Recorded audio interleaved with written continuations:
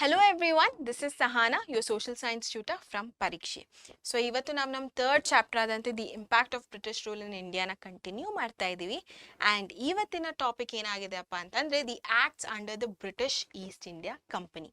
So ಇಲ್ಲಿ basically ನಾನು ಎರಡು ಆ್ಯಕ್ಟ್ಸ್ನ ಹೇಳ್ಕೊಡ್ತಾ ಹೋಗ್ತೀನಿ ಮಕ್ಕಳೇ. ಸೊ ಅವು ಎರಡು ಆ್ಯಕ್ಟ್ಸ್ ಇಲ್ಲಿ ಏನು ಹಾಕಿದ್ದೀನಿ ಅಂತಂದರೆ ಬ್ರಿಟಿಷ್ ಈಸ್ಟ್ ಇಂಡಿಯಾ ಕಂಪನಿ ಕೆಳಗಡೆ ಇದೆ ಅಂದಿದ ತಕ್ಷಣ ಅವೆರಡು ಆ್ಯಕ್ಟ್ಸು ಕೂಡ ಈಸ್ಟ್ ಇಂಡಿಯಾ ಕಂಪನಿಯವ್ರು ಕೊಟ್ಟಿದ್ದಾರೆ ಅಂತ ಅಲ್ಲ, ಬಟ್ ಬೇಸಿಕಲಿ ಬ್ರಿಟಿಷ್ ಗವರ್ಮೆಂಟ್ ಅವ್ರು ರೂಲ್ ಮಾಡ್ತಾ ಇರಬೇಕಾದ್ರೆ ಈಸ್ಟ್ ಇಂಡಿಯಾ ಕಂಪನಿ ಕೂಡ ಇತ್ತು ಇಂಡಿಯಾದಲ್ಲಿ. ಅರ್ಥ ಆಗ್ತಾ ಇದೆಯಾ? ಸೊ ಆ ಒಂದು ಟೈಮ್ ಪೀರಿಯಡಲ್ಲಿ ಬಂದಿರುವಂಥ ಆ್ಯಕ್ಟ್ಸ್ ಇದು. ಓಕೆ, ಸೊ ಹಾಗೆ ಕನ್ಫ್ಯೂಸ್ ಆಗಬೇಡಿ ನೀವು, ರೈಟ್? ಸೊ ಇವತ್ತಿನ ಟಾಪಿಕ್ ಬಂದ್ಬಿಟ್ಟು the acts under the British East India Company. So ನಾನು ಹೇಳ್ದೆ ಅಲ್ಲ ಎರಡು ಆ್ಯಕ್ಟ್ಸ್ ಇದೆ ಇದರಲ್ಲಿ ಅಂತ. ಸೊ ಜಸ್ಟ್ ಟಾಪಿಕ್ಸ್ ನೋಡ್ಬಿಡೋಣ. ಫಸ್ಟ್ ಟೈಮ್ ಲೈನ್ನ ನೋಡ್ತೀವಿ. ಟೈಮ್ ಲೈನ್ ಅಂದರೆ ಯಾವ ಇಸ್ವಿಯಿಂದ ಯಾವ ಇಸ್ವಿ, ಸೊ ಇದನ್ನು ನೋಡ್ತಾ ಹೋಗ್ತೀವಿ. ರೆಗ್ಯುಲೇಟಿಂಗ್ ಆ್ಯಕ್ಟ್ ಹಾಗೂ ಪಿಟ್ಸ್ ಇಂಡಿಯಾ ಆ್ಯಕ್ಟ್ ನಾನು ಮಾಡುವಂಥದ್ದು ಇವತ್ತಿನ ಒಂದು ಕ್ಲಾಸಲ್ಲಿ. ಸೊ 1773 ರೆಗ್ಯುಲೇಟಿಂಗ್ ಆ್ಯಕ್ಟ್, ಫೀಚರ್ಸ್ ಏನದ್ರದ್ದು ಅಂತ ನೋಡ್ತೀವಿ. ಪಿಟ್ಸ್ ಇಂಡಿಯಾ ಆ್ಯಕ್ಟ್ 1784 ಹಾಗೂ ಡಿಸ್ಟಿಂಕ್ಷನ್ ಆ್ಯಂಡ್ ಅನಾಲಿಸಿಸ್, ಡಿಫ್ರೆನ್ಸ್ ಅಥವಾ ಸಿಮಿಲಾರಿಟೀಸ್ ಏನಿದೆ ಅನ್ನೋದನ್ನು ನೋಡ್ತಾ ಹೋಗ್ತೀವಿ. ಓಕೆನಾ? ಸೊ ಫಸ್ಟ್ ಬಂದ್ಬಿಟ್ಟು ಟೈಮ್ ಲೈನ್. ಸೊ ಈ ಎಲ್ಲೋದಲ್ಲಿ ಹಾಕಿರೋದು ಇವತ್ತು ನಾನು ಏನು ಹೇಳ್ಕೊಡ್ತಾ ಇದ್ದೀನೋ ಅದು ರೆಗ್ಯುಲೇಟಿಂಗ್ ಆ್ಯಕ್ಟ್ ಹಾಗೂ ಪಿಟ್ಸ್ ಇಂಡಿಯಾ ಆ್ಯಕ್ಟ್. ಆ್ಯಂಡ್ ಮಿಕ್ಕಿರೋವು ಯಾವಪ್ಪ ಅಂತಂದರೆ charter act, Indian government act ಹಾಗೂ Indian councils act. So charter acts ಬಂದ್ಬಿಟ್ಟು 1813 ಆ್ಯಂಡ್ 1833, ಇಂಡಿಯನ್ ಗವರ್ಮೆಂಟ್ ಆ್ಯಕ್ಟ್ಸ್ ಬಂದ್ಬಿಟ್ಟು 1858 ಹಾಗೂ ಇಂಡಿಯನ್ ಕೌನ್ಸಿಲ್ಸ್ ಆ್ಯಕ್ಟ್ಸ್ ಬಂದ್ಬಿಟ್ಟು 1861. ಸೊ ಇವತ್ತು ನೀವು ಕಾನ್ಸಂಟ್ರೇಟ್ ಮಾಡಬೇಕಾಗಿರೋದು ಇವೆರಡರ ಮೇಲೆ, ರೈಟ್? ಸೊ ಫಸ್ಟ್ ಒನ್ ಬಂದ್ಬಿಟ್ಟು ರೆಗ್ಯುಲೇಟಿಂಗ್ ಆ್ಯಕ್ಟ್ 1773. ಇದು ಯಾಕೆ ಸ್ಟಾರ್ಟ್ ಮಾಡಿದ್ರು, ರೀಸನ್ ಫಾರ್ ದಿಸ್ ಏನಪ್ಪ ಅಂತಂದರೆ Diwani rights.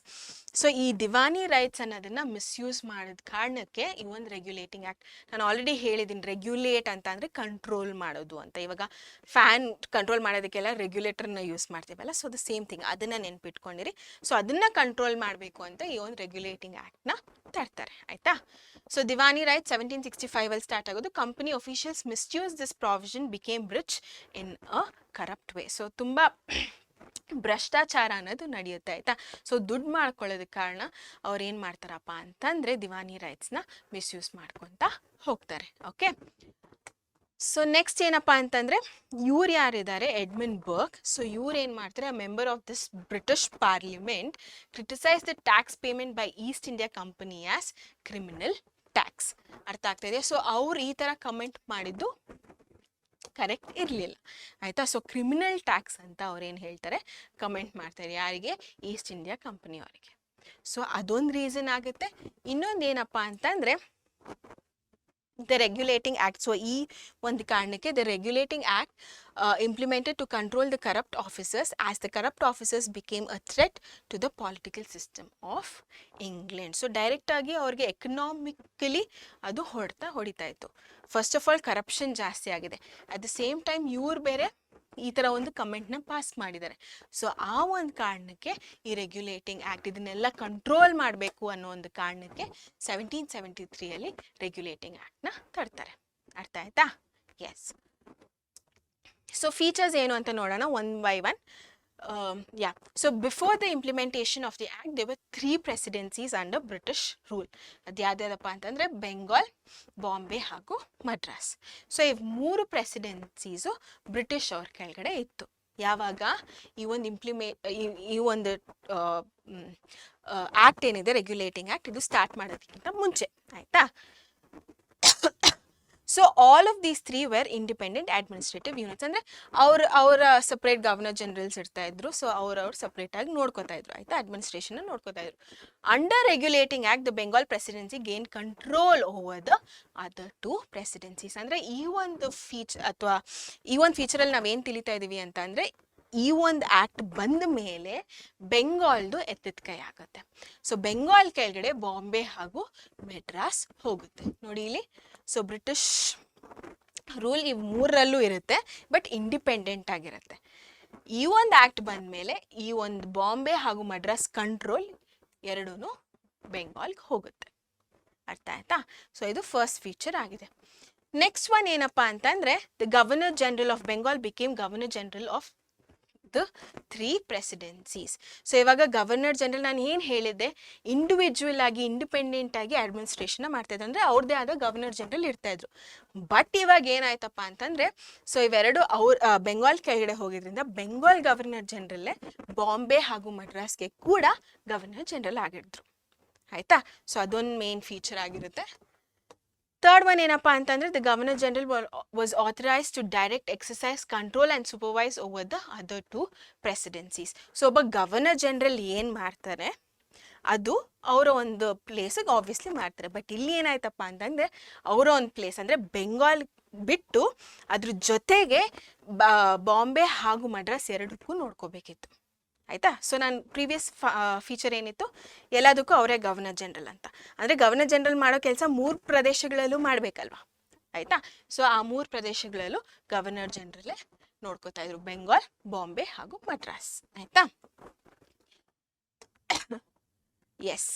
So next, without prior approval of Governor General, the Bengal and the Board of Directors of the company, the Bombay and Madras presidencies could not ಏನೇನು ಮಾಡಬಾರ್ದು, ಅವರು declare war on any one, enter into peace agreements, only during acute emergencies they act independently. So ಇವಾಗ ನಾನು ಏನು ಹೇಳಿದೆ, governor general ಅನ್ನೋರು ಅವರೊಂದು ಅಸ್ತಿತ್ವ ಎಲ್ಲ 3 ಕಡೆನೂ ಇದೆ. ಇವಾಗ ಏನಪ್ಪ ಅಂತಂದರೆ, ಇವರ ಒಂದು ಅರಿವು ಇಲ್ದಿರ ಅಥವಾ ಬೋರ್ಡ್ ಆಫ್ ಡೈರೆಕ್ಟರ್ಸ್ ಈ ಒಂದು ಕಮಿಟಿ ಏನಿದೆ ಆ ಬೋರ್ಡ್ ಆಫ್ ಡೈರೆಕ್ಟರ್ಸ್ ಗೊತ್ತಿಲ್ದಿರ ಅಥವಾ ಗವರ್ನರ್ ಜನರಲ್ ಗೊತ್ತಿಡ್ದಿರ ಅವರು ಯಾವುದೇ ಒಂದು ಯುದ್ಧನೂ ಮಾಡೋಂಗಿರಲಿಲ್ಲ. ಅಟ್ ದ ಸೇಮ್ ಟೈಮ್ ಯಾವುದೇ ಒಂದು ಒಪ್ಪಂದಕ್ಕೂ ಬರೋ ಒಂದು ಫೆಸಿಲಿಟಿ ಕೂಡ, ಆ ಒಂದು ಫ್ರೀಡಮ್ ಕೂಡ ಅವ್ರಿಗಿರಲಿಲ್ಲ. ಅಕಸ್ಮಾತಾಗಿ ಏನು ಚಿಕ್ಕ ಪುಟ್ಟ ಎಮರ್ಜೆನ್ಸಿ ಬಂತು ಇಮಿಡಿಯೇಟಾಗಿ ಮಾಡಬೇಕು ಅಂತ ಅಂದರೆ ಅವ್ರು ಆವಾಗ ಅದನ್ನು ಮಾಡ್ಬೋದಿತ್ತು ಇಂಡಿಪೆಂಡೆಂಟಾಗಿ. ಬಿಟ್ಟರೆ ಇವರ ಒಂದು ಪರ್ಮಿಷನ್ ಎಲ್ಲದಕ್ಕೂ ತಗೋಬೇಕಿತ್ತು. ಅರ್ಥ ಆಯ್ತಾ? ಎಸ್. ಸೊ ನೋಡಿ, ಇಲ್ಲಿ ಬೋರ್ಡ್ ಆಫ್ ಡೈರೆಕ್ಟರ್ಸ್ ಹಾಗೂ governor general of Bengal. So ಇಲ್ಲಿ ಈ ಒಂದು ಇಮೇಜ್ ಯಾಕೆ ಹಾಕಿದ್ದೀನಿ ಅಂತ ಅಂದರೆ, ಸೂಪರ್ ಪವರ್ಸ್ ನೆನ್ಪಿಟ್ಕೊಂಡಿರಿ. ಸೊ ಎಲ್ಲ ಪವರು ಗವರ್ನರ್ ಜನರಲ್ ಅವ್ರಿಗಿತ್ತು. ಅರ್ಥ ಆಗ್ತಾ ಇದೆಯಾ? ಸೊ ಹಾಗಾಗಿ ಅವ್ರನ್ನ ಹಾಕಿದ್ದೀನಿ. ಇವರಿಬ್ಬರು ಪರ್ಮಿಷನ್ ಇಲ್ದಿರ ಬಾಂಬೆ ಹಾಗೂ ಮಡ್ರಾಸ್ ಇವೆರಡೂ ಏನು ಮಾಡಬಾರ್ದಿತ್ತು. ಇವು 3 ಪಾಯಿಂಟ್ಸ್ ಏನು ಹೇಳಿದ್ದೀನಿ ಅದನ್ನು ಅವರು ಮಾಡಬಾರ್ದಿತ್ತು. ಅರ್ಥ ಆಗ್ತಾ ಇದೆಯಾ? ಎಸ್.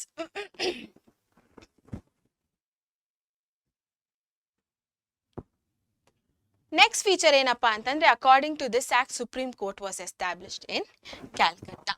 ಸೊ ಯಾಕೆ ಕ್ಯಾಲ್ಕಟ್ಟಾ ಅಂತ ಅಂದರೆ, ಬಿಕಾಸ್ ಅವರ ಒಂದು ಅಸ್ತಿತ್ವ ಇದ್ದಿದ್ದು ಜಾಸ್ತಿ ಕ್ಯಾಲ್ಕಟಾದಲ್ಲಿ, ಆ್ಯಂಡ್ ಎಲ್ಲಾನು ನಡೀತಾ ಇದ್ದು, ವ್ಯಾಪಾರ ಎಲ್ಲ ನಡೀತಾ ಇದ್ದು ಅಲ್ಲಿಂದಾನೆ. ಸೊ ಬೇಸಿಕಲಿ ಅವ್ರು ತುಂಬ ಸ್ಟ್ರಾಂಗ್ ಇದ್ರು ಆ ಒಂದು ಪರ್ಟಿಕ್ಯುಲರ್ ಏರಿಯಾದಲ್ಲಿ, ಕ್ಯಾಲ್ಕಟಾದಲ್ಲಿ. ಸೊ ಹಾಗಾಗಿ ಅವ್ರು ಏನು ಮಾಡ್ತಾರೆ, ಸುಪ್ರೀಂ ಕೋರ್ಟ್ ಅನ್ನೋದನ್ನು ಅಲ್ಲಿ ಸ್ಥಾಪನೆ ಮಾಡ್ತಾರೆ. ಅರ್ಥ ಆಗ್ತಾ ಇದೆಯಾ? ಸೊ ಈ ಫೀಚರ್ ನೋಡಿ.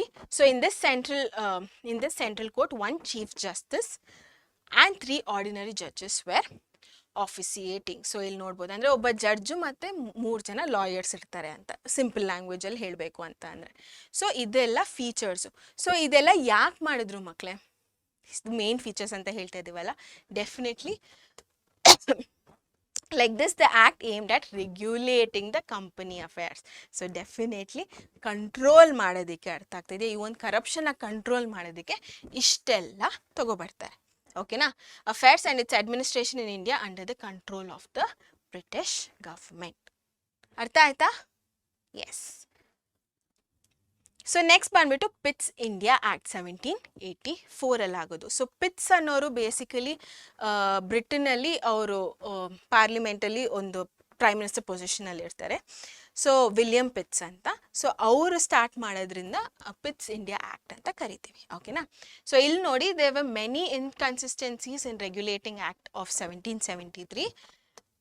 In order to rectify them and also to clearly outline the powers of the East India Company and the British government, Pitt's India Act was implemented. So ಕೆಲವೊಂದು ಗೊಂದಲಗಳಿತ್ತು. ಇವಾಗ ನಾನು ಹೇಳಿದ ಆ 5 ಫೀಚರ್ಸೂ ಕರೆಕ್ಟಾಗಿರಲಿಲ್ಲ ಆ ಒಂದು ಕರಪ್ಷನ್ನ ತೊಗೊಬರೋದಕ್ಕೆ ಆಚೆ ಕಡೆಗೆ. ಸೊ ಹಾಗಾಗಿ ಅದನ್ನು ಸ್ವಲ್ಪ ಮಾಡಿಫೈ ಮಾಡಿ, ಸ್ವಲ್ಪ ಅಲ್ಲಿ ಇಲ್ಲಿ ಸರಿ ಮಾಡಿ ಈ ಒಂದು ಪಿಟ್ಸ್ ಇಂಡಿಯಾ ಆ್ಯಕ್ಟ್ನ ಶುರು ಮಾಡ್ತಾರೆ. ಇದೊಂದಾದರೆ ಇನ್ನೊಂದು ಪಾಯಿಂಟ್ ಏನಪ್ಪ ಅಂತಂದರೆ, ಸೊ ಬ್ರಿಟಿಷ್ ಗವರ್ಮೆಂಟ್ ಪವರ್ ಎಷ್ಟಿದೆ, East India company government power ಎಷ್ಟಿದೆ ಅಂತ ತಿಳಿಸ್ಕೊಡುತ್ತೆ ಈ ಒಂದು ಪಿಟ್ಸ್ ಇಂಡಿಯಾ ಆ್ಯಕ್ಟ್. ಅರ್ಥ ಆಗ್ತಾ ಇದೆಯಾ? ಸೊ ಇದ್ರ ಬಗ್ಗೆ ಇನ್ನೂ ಜಾಸ್ತಿ ತಿಳ್ಕೊತಾ ಹೋಗೋಣ. ಸೊ ಈಸ್ಟ್ ಇಂಡಿಯಾ ಕಂಪನಿ ಗವರ್ಮೆಂಟ್ಗೆ ಎಷ್ಟು ಪವರ್ ಇದೆ ಆ್ಯಂಡ್ ಬ್ರಿಟಿಷ್ ಗವರ್ಮೆಂಟ್ಗೆ ಎಷ್ಟು ಪವರ್ ಇದೆ ಅಂತ ನಾವಿವಾಗ ತಿಳ್ಕೊತಾ ಹೋಗ್ತೀವಿ. ಓಕೆನಾ? So the government of England restricted the powers of East India company. ನೋಡಿ ಇಲ್ಲಿ the government of England restricted the powers of East India company ಅಂತ ಅಂದರೆ ಬ್ರಿಟಿಷ್ ಗವರ್ಮೆಂಟ್ ಏನಿದೆ ಸೊ ಅದ್ರದ್ದು ಮೋನೋಪೊಲಿ ಆಯ್ತು ಇವಾಗ. ಆಯಿತಾ? ಸೊ ಕೆಲವೊಂದು ಈಸ್ಟ್ ಇಂಡಿಯಾ ಕಂಪನಿ ಹೇಳಿರೋವಂಥ ವಿಚಾರಗಳಾಗಿರ್ಬೋದು ಅದನ್ನೆಲ್ಲ ಅಥವಾ ಸ್ಥಾಪನೆ ಮಾಡಿದ ಕೆಲವೊಂದು ಆ್ಯಕ್ಟ್ಸು ಇವೆಲ್ಲ ಏನಿದೆ ಈಸ್ಟ್ ಇಂಡಿಯಾ ಕಂಪನಿ ಮಾಡಿದ್ದು ಇವಾಗೆಲ್ಲ ಇದೆಲ್ಲ ಬ್ರಿಟಿಷ್ ಗವರ್ಮೆಂಟ್ ಕೆಳಗಡೆ ಇದೆ, ಅವರ ಒಂದು ಹಿಡಿತದ ಕೆಳಗಡೆ ಇದೆ. ಅರ್ಥ ಆಗ್ತಾ ಇದೆಯಾ?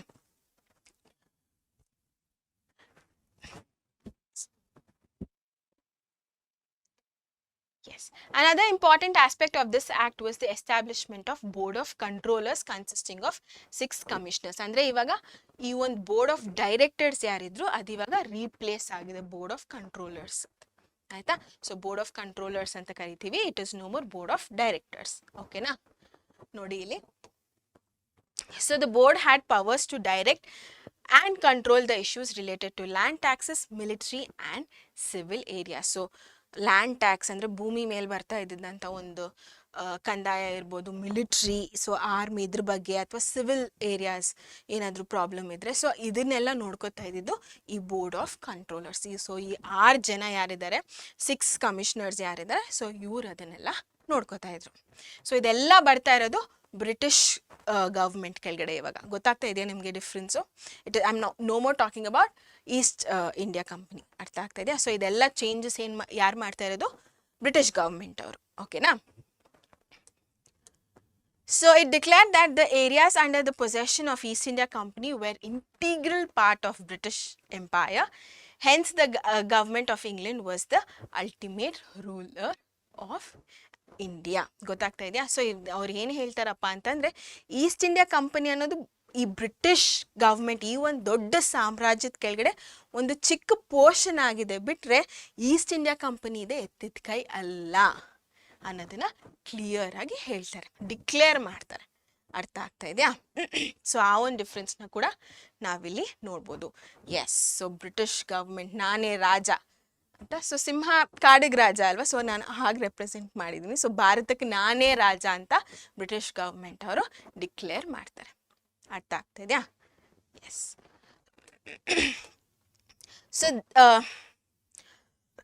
So this act declared that the Indians have attained their paramount power in the name of the British Empire only, but not on their own. So and curtailed the political rights of Indians conclusively. So ಆ ಒಂದು ಪೀರಿಯಡಲ್ಲಿ ಏನೇ ಒಂದು freedom ಅವರು ಅನುಭವಿಸ್ತಾ ಇದ್ರು ಭಾರತೀಯರು, ಅದು British ಅವರಿಂದಾನೆ ಅಂತ ಒಂದು ಸ್ಟೇಟ್ಮೆಂಟ್ನ ಹೇಳ್ತಾರೆ. ಅಟ್ ದ ಸೇಮ್ ಟೈಮ್ ಅವ್ರದ್ದು ಯಾವುದೇ ಒಂದು ರಾಜಕೀಯವಾದಂಥ ಪಾರ್ಟೀಸ್ ಇರ್ಬೋದು, ಸೊ ಸ್ವಂತವಾಗಿ ಮಾಡೋದು ಇದೆಲ್ಲ ಏನೂ ಇರಬಾರ್ದು ಅಂತ ಕೂಡ ರೂಲ್ನ ತರ್ತಾರೆ. ಅರ್ಥ ಆಯ್ತಾ? ಎಸ್. ಸೊ ಭಾರತೀಯರಿಗೆ ಹೆಂಗಾಯ್ತಪ್ಪ ಅಂತಂದರೆ ಇವ್ರು ನಮಗೆ at any point of time ಇವ್ರಿಗೆ ಅನಿಸ್ಲಿಲ್ಲ ಇವ್ರು ನಮ್ಗೆ ಒಳ್ಳೇದು ಮಾಡ್ತಾ ಇದ್ದಾರೆ ಅಂತ. ಆಯಿತಾ? ಸೊ ಅವರ ಒಂದು ಹಿಡಿತದಲ್ಲಿ ಇಟ್ಕೊಂಡಿದ್ದಾರೆ ಅನ್ನೋದು ಭಾರತೀಯರಿಗೆ ಗೊತ್ತಿತ್ತು. Okay, yes. So this is Pitt's India act. So ಇವಾಗ ಡಿಸ್ಟಿಂಕ್ಷನ್ ಆ್ಯಂಡ್ ಅನಾಲಿಸಿಸ್ ನೋಡೋಣ. So regulating act 1773, Pitt's India act 1784. So ಇಸ್ವಿಗಳು ಕೂಡ ತುಂಬ ಇಂಪಾರ್ಟೆಂಟ್ ಆಗುತ್ತೆ.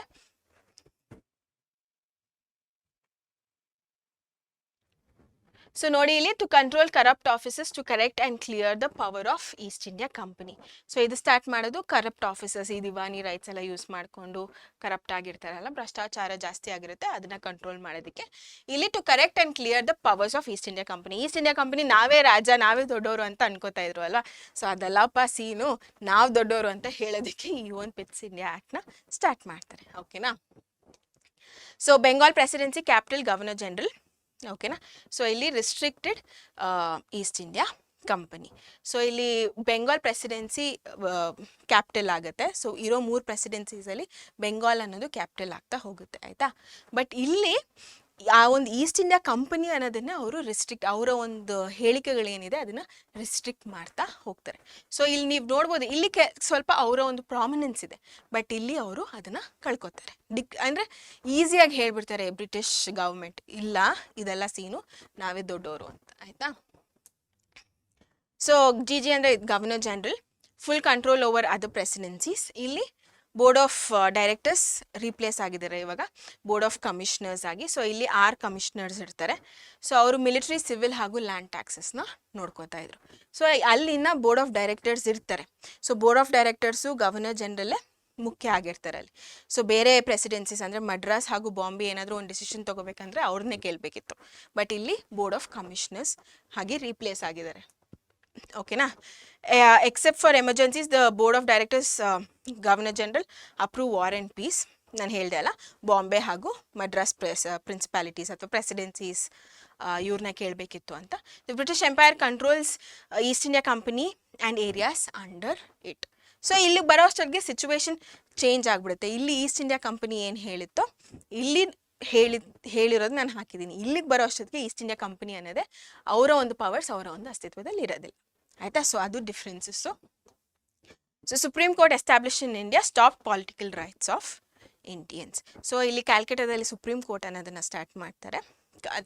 All of these was to control. ಆಯಿತಾ? ಬಟ್ ಈ ಪಿಟ್ಸ್ ಇಂಡಿಯಾ ಆ್ಯಕ್ಟ್ ಅಲ್ಲಿ ಕೆಲವೊಂದು ಗೊಂದಲಗಳಿದೆ, ಎಲ್ಲ ಕರೆಕ್ಟ್ ಅಲ್ಲ ಅನ್ನೋದಕ್ಕೆ ಸ್ಟಾರ್ಟ್ ಮಾಡ್ತಾರೆ. ಆ್ಯಂಡ್ ಈ ಒಂದು ಡಿಫ್ರೆನ್ಸಸ್ನ ನೀವು ನೋಡ್ಬೋದು. ಸೊ ಭಾರತೀಯರಿಗೆ ಪೊಲಿಟಿಕಲ್ ರೈಟ್ಸ್ ಅನ್ನೋದನ್ನು ಕೊಡೋದಿಲ್ಲ. ಅರ್ಥ ಆಗ್ತಾನೆ? ಸೊ ಅದು ಡಿಫ್ರೆನ್ಸಸ್. ಅಂಡರ್ಸ್ಟ್ಯಾಂಡ್? ಸೊ ಇಲ್ಲಿಗೆ ಈ ಒಂದು ಟಾಪಿಕ್ನ ಕೂಡ ಮುಗಿಸ್ತೀವಿ. ಆಯಿತಾ? I hope it was easy. ನಮ್ಮ ನೆಕ್ಸ್ಟ್ ಕ್ಲಾಸಲ್ಲಿ ಮುಂದಿನ ವಿಡಿಯೋ ಜೊತೆಗೆ ನಿಮ್ಮ ಮುಂದೆ ಬರ್ತೀನಿ. Until then signing off Sahana. Stay tuned to ಪರೀಕ್ಷೆ.